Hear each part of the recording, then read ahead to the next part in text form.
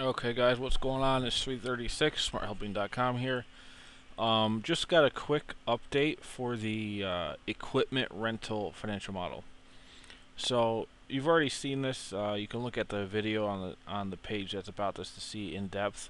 But basically, it's got up to 4 loans that can be modified pretty easily to add as many loans as you want, but it would take some work. Um, but here's where I want to do the update. In the purchases section, you can see there's the equipment item, the total cost, the start date and end date, and the average utilization by month. Well, here's the thing. When this end date pops in here, for example, let's say we put this end date for this one at Jan of 22. If we go over to the monthly P&L for the tow mower, let's see, we have up to, I think, 100.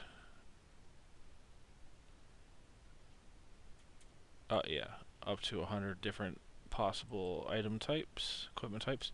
So anyway, so here it's got equipment rental coming in based on our revenue logic, and then it should stop at that date I just put. Yep, there it is. So when it stops here, we go down. Got EBITDA. It calculates a non-depreciated asset value. So you can see here, when that 9,000 falls off,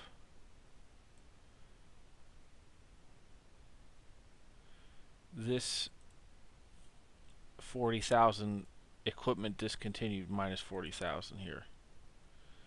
Now here's the trick.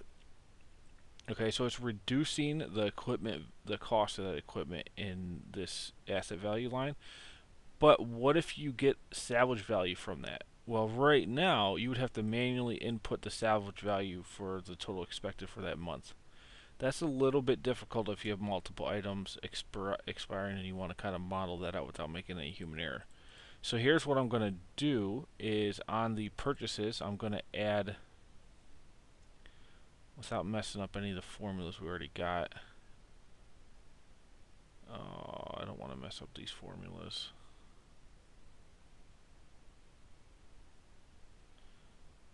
So I'm going to have to put it over here.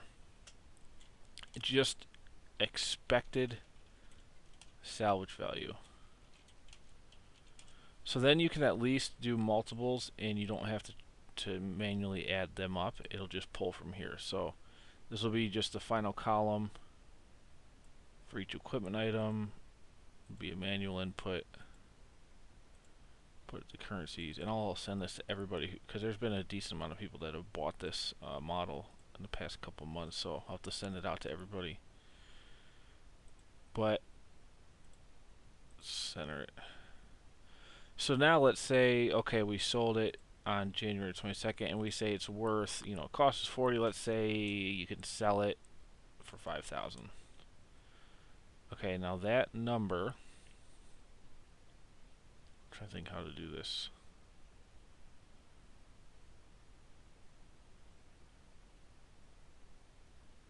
I think what to do is sum if. So if we go to the monthly, and we go here, this is no longer going to be a manual input, so it'll be a sum ifs.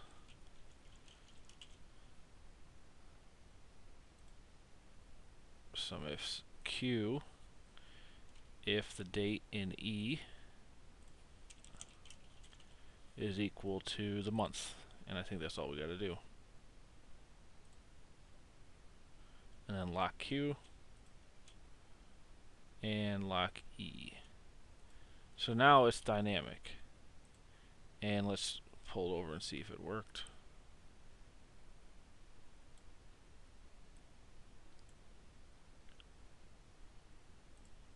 So we should be able to go to 2022 and perfect. Look at that, 5,000 pops in there as salvage value. Now what's ever in the salvage value will flow through to the monthly cash flow. You can see it's picking up row 37 in there. It's adding that to the cash flow. So that is Great.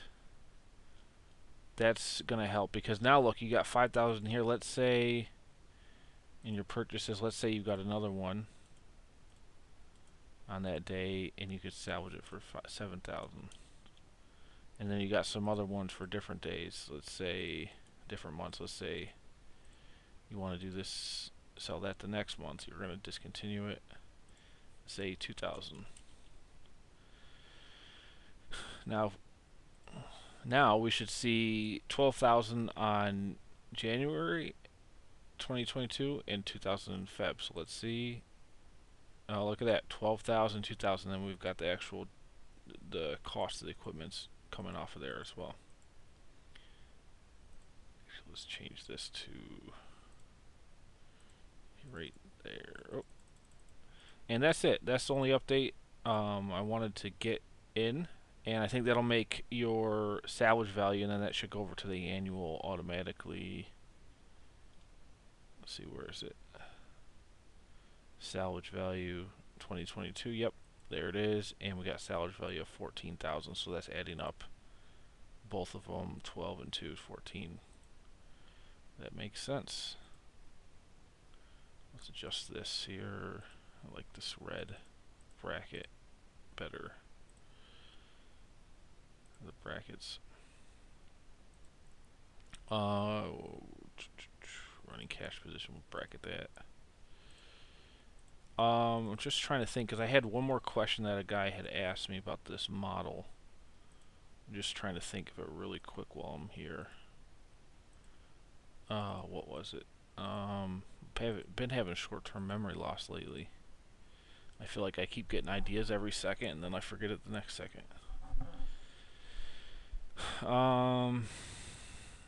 Okay, we got our cash flows. Oh, that's right. He was asking about multiple loans. Right. So right now it's just 4. I mean, it turns out, I guess people have a lot more loans. So, I mean, you'd have to. Right now, I'm not gonna spend the time to add like 20 more loan tabs, but that is completely possible. And if you need it done, I mean, it might take me an hour or 2 to do. But right now it's just a max of 4 loans.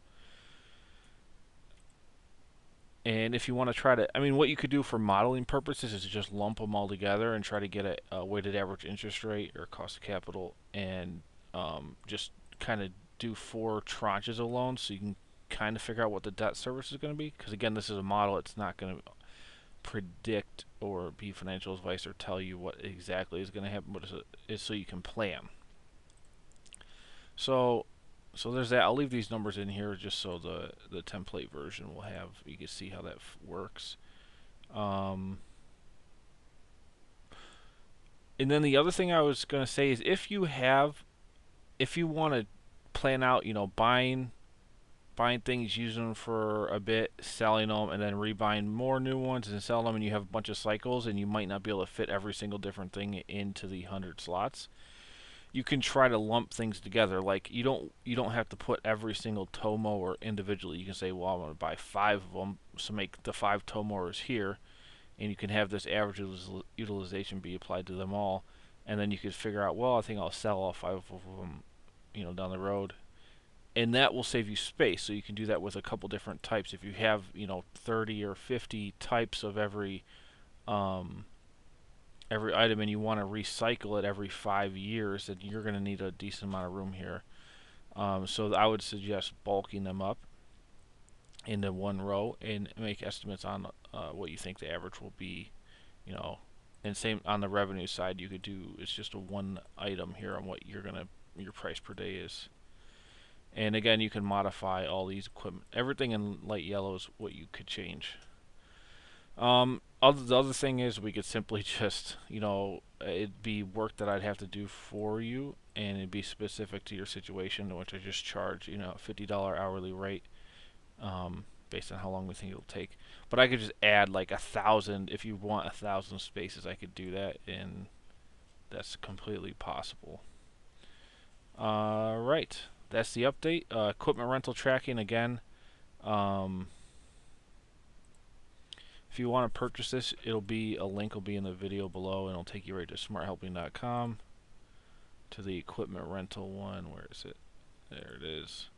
And I'll have to put this updated video on here too. It's only $45, one-time fee. And this will take you to a download page, which the most recent version that I just added that updated logic to will be available. Alright, have a great day. I'll see you on the next one.